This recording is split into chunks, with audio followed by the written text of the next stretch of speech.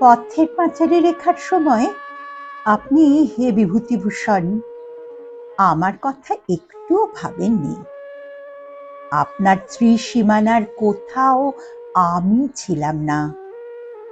পরে কাহিনী জমানোর স্বার্থে সমালোচকের পরামর্শে পাঁচালীর পরবর্তী পর্যায়ে আমি এলাম হরিহর আর সর্বজয়ার ছন্নছাড়া সংসারে।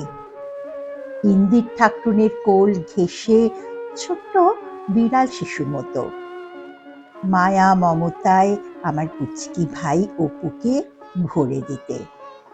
সে সময়ে দেশে খুব শিশু মৃত্যু ছিল, কন্যাদেরও সম্মান ছিল না।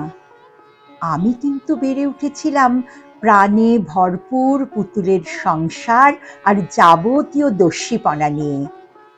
তখন সবাই কাহিনীতে মজেছে, আমাকেই ভালোবাসছে বেশি।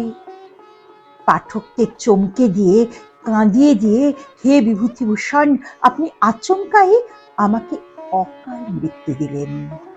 বড় হয়ে দুর্গা ঠিক কিরকম হবে তা আপনি একটু ভেবে উঠতে পারেননি। আপনার পথের পাঁচালী শুধু অপুরই পাঁচালী। দুর্গা ঠিক ততটুকু যাতে অপু আরো পুষ্টি পায়। আমি বেপরোয়া, জেদি, আর আপনারও অনিচ্ছুক কন্যাদায়।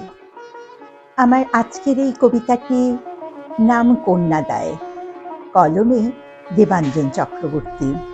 বিভিন্ন সাহিত্য সৃষ্টির ক্ষেত্রে আসলে নারীর প্রতিফলনের স্বরূপ কি এই কবিতায় দুর্গা সেটাই জানতে চাইছে। একটু অন্য ধরনের এই কবিতাটা আজকে তোমাদের দিলাম।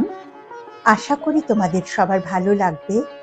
ভালো লাগলে তোমরা কিন্তু একটা থামস আপ দিতে ভুলো না, আর অবশ্যই সাবস্ক্রাইব করে পাশে থেকো, আমাকে আরো উৎসাহ দিও।